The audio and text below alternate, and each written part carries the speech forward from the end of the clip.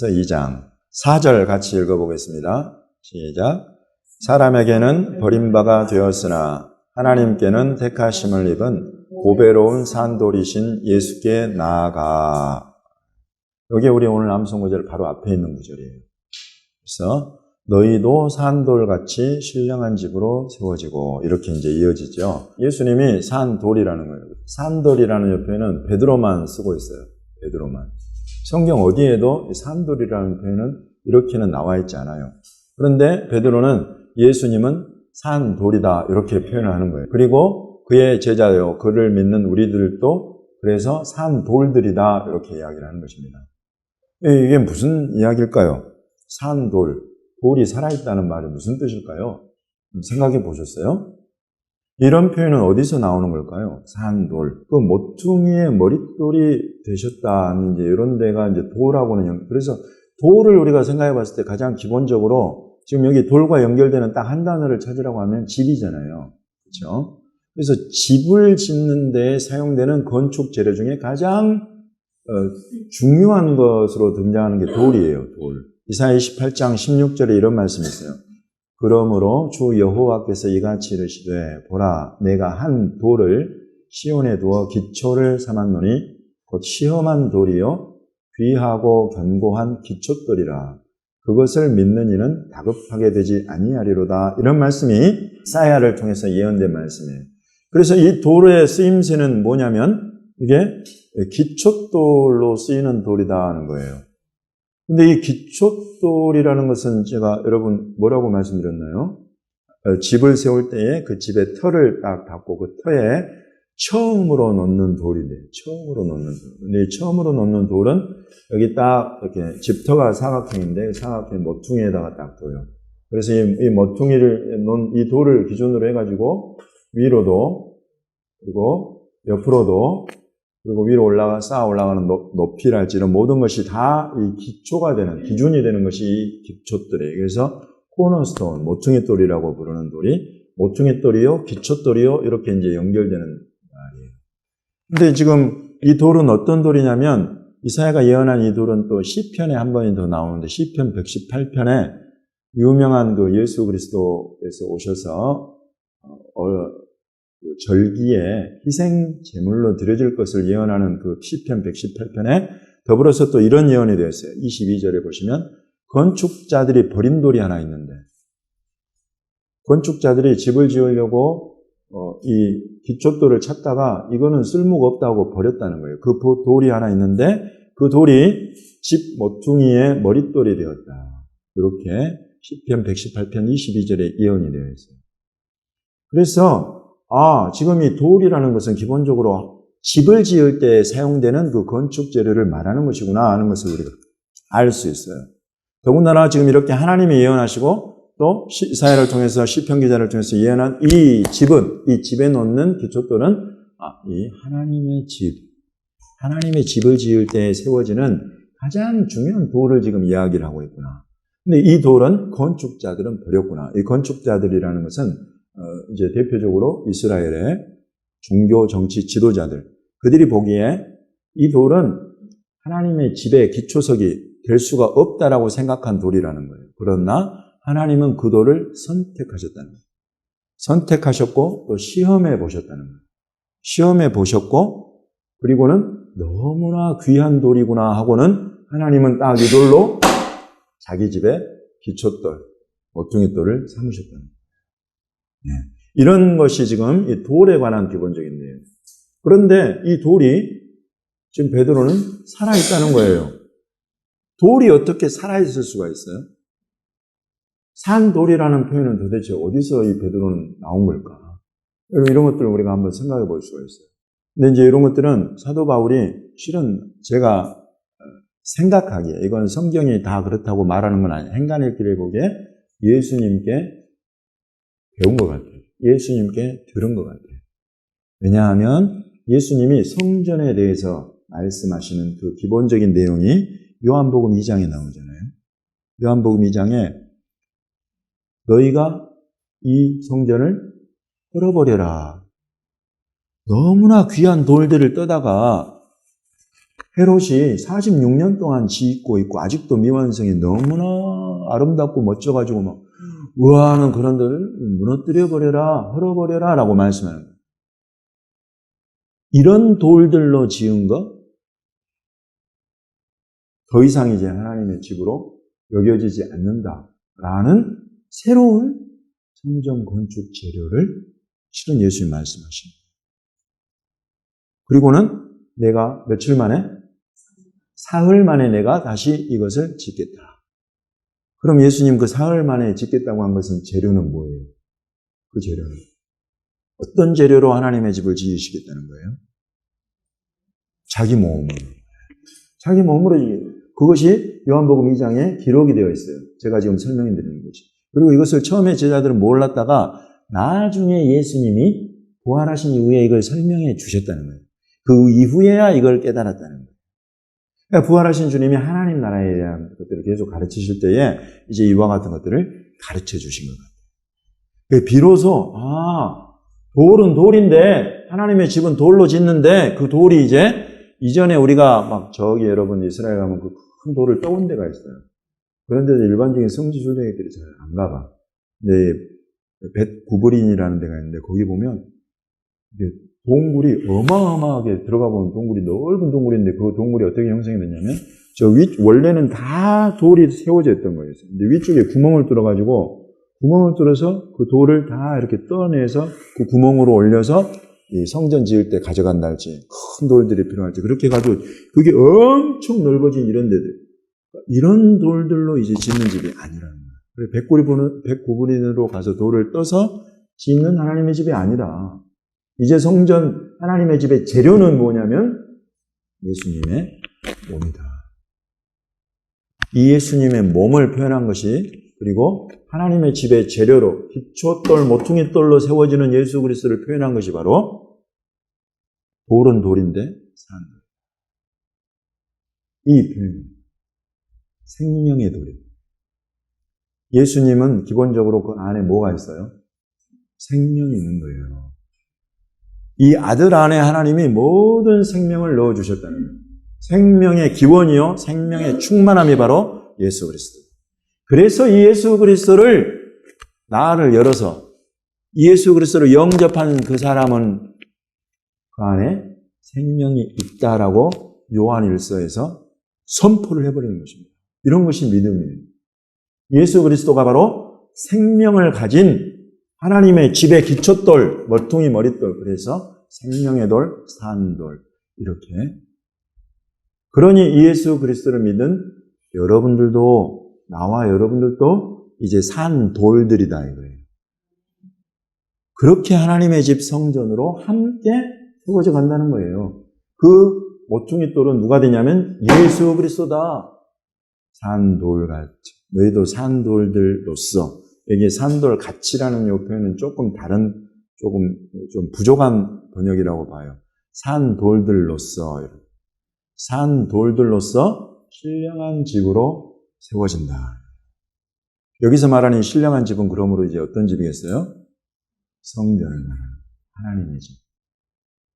저와 여러분 한 사람 한 사람이 예수 그리스도를 우리의 영접해서 모셔드리고 살고 있기 때문에 이 살아있는 생명이 들어와요. 그래서 우리도 이제 건축 재료인데 산돌들이 돼요. 이전에 우리가 예수님 없을 때는 우리는 그냥 돌이에요. 그냥 돌. 이게 제 말이 아니라 실은 성경의 예수님 표현이에요. 예수님이 새끼나귀 타고 막 예루살렘 올리브산을 넘어서 비드롱골장에 내려가서 성전에 입성하실 때요.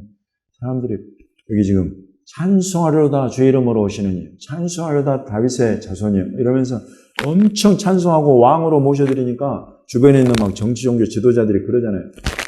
제발 좀 조용히 좀 시키시오. 이러다 로마 당국자들이 들으면 다 와가지고 우리를 다 잡아 죽이고 감옥에 끌고 갈 텐데 제발 좀 잠잠히 하시오. 그러니까 예수님이 만약에 이 사람들이 잠잠하면 돌들이 소리 지를 것이다. 이런 표현이 하나 있어요.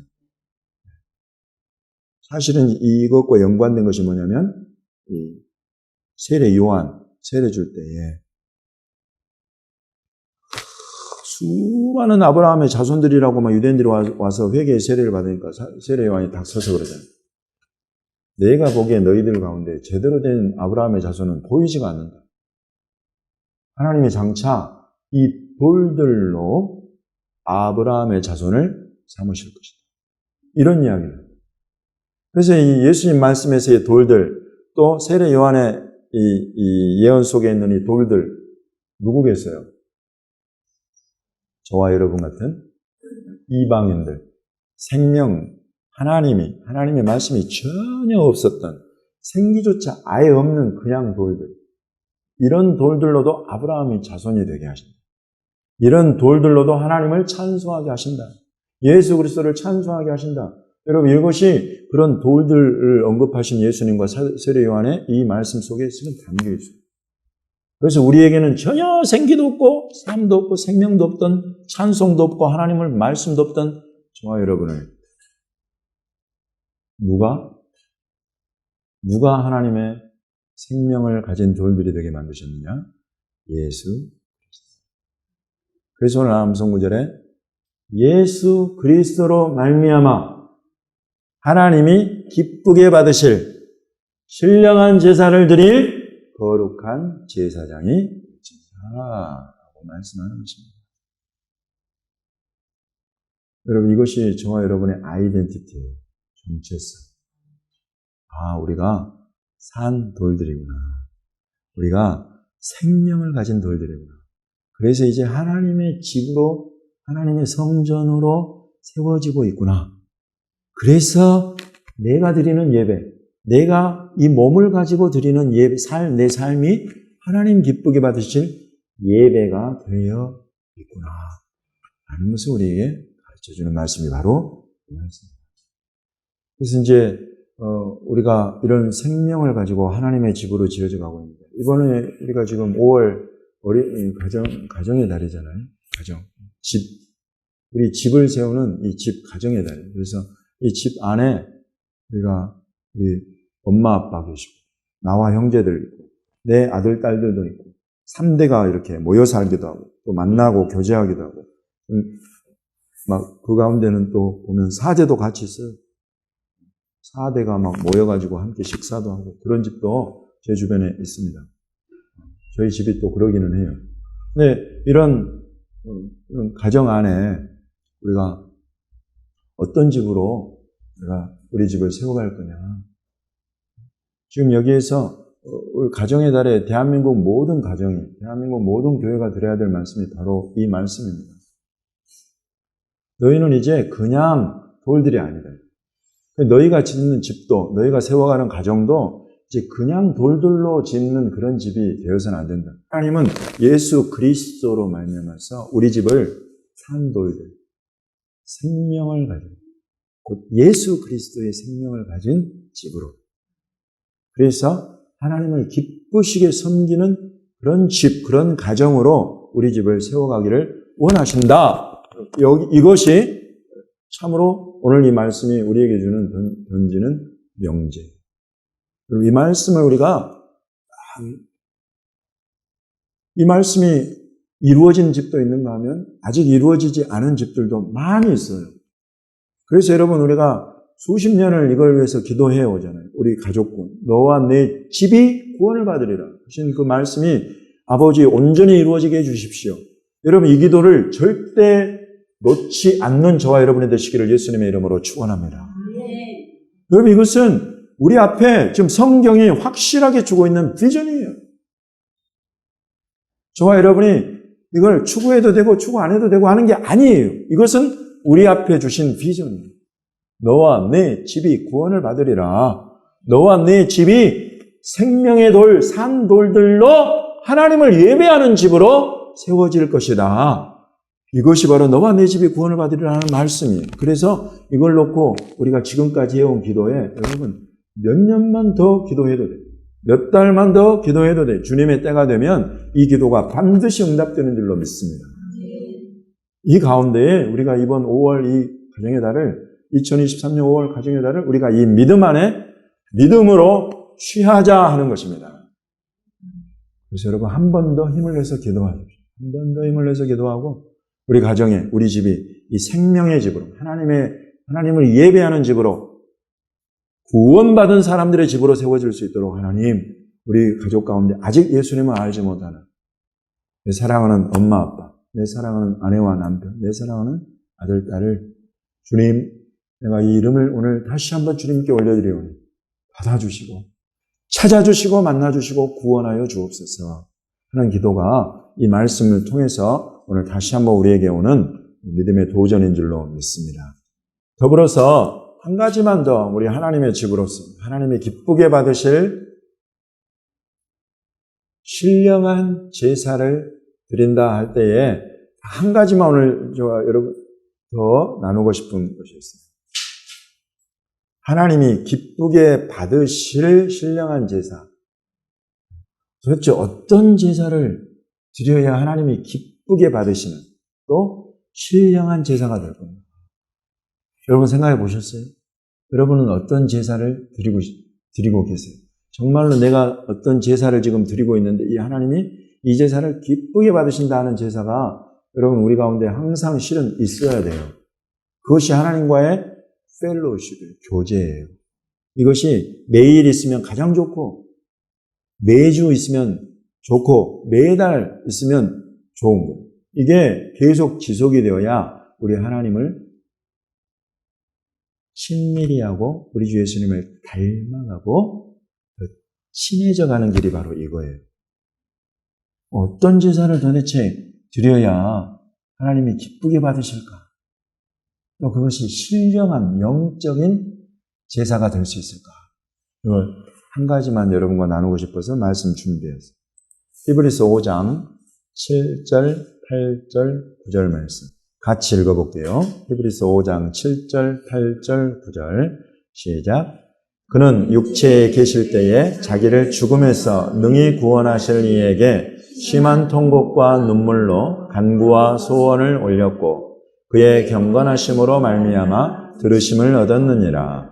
그가 아들이시면서도 받으신 고난으로 순종함을 배워서 온전하게 되셨은즉 자기에게 순종하는 모든 자에게 영원한 구원의 근원이 되시고 아멘. 순종 딱 찾아내셨어요. 순종의 제사, 순종의 제사가 하나님이 기쁘게 받으시는 신령한 제사로 나오는 제가 보기에 첫 번째 제사예요. 근데 여러분 예수님조차도 저와 여러분의 믿음의 본이 되신 예수님조차도 이 순종이 쉬웠어요? 어려웠어요? 실은 어려웠어요. 하나님의 뜻을 순종해 간다는 것은 항상 그렇지는 않습니다만은 되게 어려워요. 십자가를 지시는데 예수님 순종하는 게가 너무 어려운 거예요. 그래서 겟세마네에서 땀방울이 핏방울이 될 정도로 심한 통곡과 눈물로 간구와 소원을 올렸다는 거예요. 아버지 할만하시면 이 잔을 내게서 지나가게 해주십시오. 그러나 아버지의 뜻대로 되기를. 좀 이런 것이 이런 십자가가 내 육신을 죽이는 거예요. 우리 하나님의 뜻은 항상 내 육신을 죽이는 거예요. 그래서 이게 쉽지 않아요. 이 육신의 소원, 마음에 원하는 것을 여러분 우리가 얼마나 하고 싶어 하는지 뭐 따로 예를 들지 않아도 놀러 가고 싶고 많은 돈을 내가 받고 싶고 또 맛있는 거 먹고 싶고 멋진 사람을 곁에 두고 싶고 그것이 이성이면 요즘 막 추세가 그러잖아요. 그런 막 마음의 소원, 내 육신이 원하는 것들이 막 일어나. 여러분 이것을 실은 우리가 예수님의 겟세마네 같지는 않을지라도 이걸 이겨내는 이거를 씨름을 통해서 이걸 쳐내고 이걸 죽이는 데에는 정말 때로는 눈물이 나요. 그만큼 쉽지 않고 힘들어요. 그러나 우리 주님께서 앞서가시면서 본이 되어주셨어요. 내 삶 가운데에 내 육신을 쳐서 죽여야 되는 십자가가 있다. 또 하나님의 뜻, 주님의 뜻, 땅끝 선교와 이스라엘 선교, 이스라엘 구원과 땅끝이 이 복음을 전하도록 하는 이 일을 위해서 주님이 우리 각 사람 중에 부르지 않은 사람이 아무도 없어요, 실은. 이거 내 삶 가운데 감당하고 있느냐는. 여러분, 이 주님의 비전은 저와 여러분의 비전이 반드시 되어야 됩니다. 이게 안 되어 있으면 되도록 나를 헌신하는 것, 여러분 이게 또 하나의 십자가예요. 반드시 이 가운데 하나는 내가 관여되어 있어야 돼요. 왜냐하면 주님이 이 일을 반드시 이루셔야 이 땅에 오신다. 여러분 이게 약속이에요. 그 주님 오시기를 사모하는 모든 사람들은 반드시 땅끝 선교, 이스라엘 선교 이 두 가지 중에 반드시 헌신된 부분이 있어야 되는 거예요. 그러나 여러분 대부분의 교회가 오늘날 나 십자가 집니다 말은 하는데 바로 이런 하나님 나라의 십자가 질 줄 알고 배우고 헌신한 사람들은 별로 없단 말이죠. 그러나 여러분 이거 주님께 순종하는 이 순종의 본을 우리가 따른다고 할 때는 반드시 이것을 새롭게 점검해야 되는 거죠. 이런 게 하나의 십자가예요. 그래서 그 가운데에는 이제 가장 중요한 것은 기도예요. 그러니까 땅끝 선교와 이스라엘 선교를 위해서 기도하는 것. 매일 기도하면 가장 좋아요. 매주 기도하는 거 좋아요. 매달 기도하는 거 좋아요. 계속 우리가 이걸 기도할 줄 알아요. 우리 그 선교회 이사회 중에 지금 이사장으로 섬기는 제주 아름다운 교회의 이종환 목사님 교회. 그 교회는 기도 리스트가 있는데 새벽 기도에 매일 하는 그 기도 제목들이 정해져 있어요. 번역별로 나라와 민족을 위해서 또 몇 가지 교회의 영역을 위해서 하는데 매일 들어가는 기도가 하나 있는데 이스라엘. 요일별로 어떤 때는 이스라엘의 정치, 경제, 문화, 어떤 때는 이스라엘의 교회 지도자들, 어떤 때는 이스라엘 선교를 하는 선교단체들과 교회들, 우리 동역자들, 어떤 때는 이스라엘의 구원을 이렇게 요일별로 정해가지고 그 날에는 그 기도를 할 수 있도록 해놨어요. 저도 해야 될 것 같아요. 여러분 이렇게 성도들로 하여금 매일 그 이스라엘 선교를 위해서 기도할 수 있는 그런 것을 만들어가지고 하게 한단 말이죠. 여러분 이게 순종이요. 이게 십자가예요. 세계 선교 우리 주변에 북한 선교. 북한에 지금 이 악한 정권이 예수 그리스도의 복음이 퍼질 것을 회방하고 있잖아요. 북한에 반드시 예수 그리스도의 복음이 들어가야 되는데. 그래서 이와 같은 것들을 위한 기도, 세계 선교를 위한 기도, 우리 주변에 당장 있는 아는 파송 선교사들이 있는 그 나라들부터 해가지고 이런 것들을 매일 기도할 수 있다면 가장 좋아요. 이렇게 우리가 기도로 힘을 지는 거, 그러면 이게 십자가인데 이것이야말로 우리 주님 앞에 합당한 순종의 제사다. 주님의 뜻을 순종하는 순종의 제사죠. 여러분 이런 기도가 들어가면 기도는 우리의 시간과 우리의 힘을 드리는 건데 재정을 드릴 때가 있어요. 예물로 우리 주님 앞에 주님이 우리의 소중한 그 재산, 그것 중에 일부를 드려서 이런 일들을 위해서 헌신하게 하시는 때가 있어요. 돈이라는 게 제가 들어보니까 연배가 들어가면 들어갈수록 귀해진대. 왜냐하면 벌 때는 줄어들고 쓸 때는 많아져요. 그래서 이게 귀한 거예요. 이 돈이 없으면 많은 것들이 불편해지고. 그런데 이 돈을 주님이 내 나라의 일을 위해서, 이스라엘 선교를 위해서, 땅끝 선교를 위해서 사용하게 하실 때가 있어요. 그럴 때에 주님께 순종해서 드리는 것, 여러분 이거 또 하나의 십자가요, 또 하나의 순종의 제사. 하나님을 기쁘시게 하는 그런 신령한 제사 중에 들어있는 영역들이 이런 순종의 제사인데 이 순종 안에 이와 같이 우리의 힘과 시간과 물질을 드리는 그런 순종의 제사들이 우리에게 있어야 된다.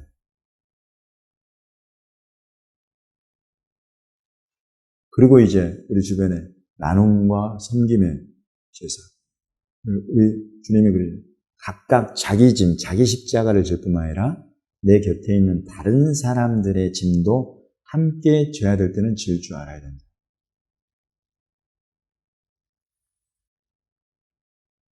자기 혼자만 내 짐 지기도 너무 힘들어요. 이럴 때도 있어요. 그럴 때는 옆에 있는 사람의 도움을 받아서 내 짐을 함께 지고, 내가 내 짐 질 만큼 훈련이 되어가지고 내 십자가를 지기에 이제는 주님, 이전보다 훨씬 더 주님과 함께 지는 그 멍에, 그 짐에 그 쉽고 가벼움을 내가 조금씩 배워가고 알아가고 있어요.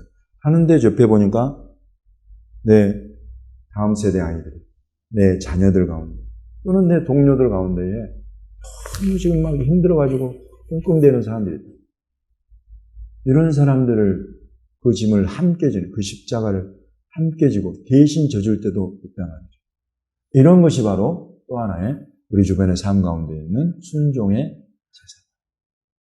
그래서 여러분 이런 제사를 이제 특별히 제가 이렇게 했지만 우리 가정 안에 내 짐을, 내 십자가를 지면서도 내 가족 가운데에 특별히 지금 내 이 동기간에 내 이 아들, 딸 세대에 이대로 가면 안 되는데 하는 모습을 가진 그런 동기들이랄지, 그런 내 자녀들의 모습이 보일 때가 있어요.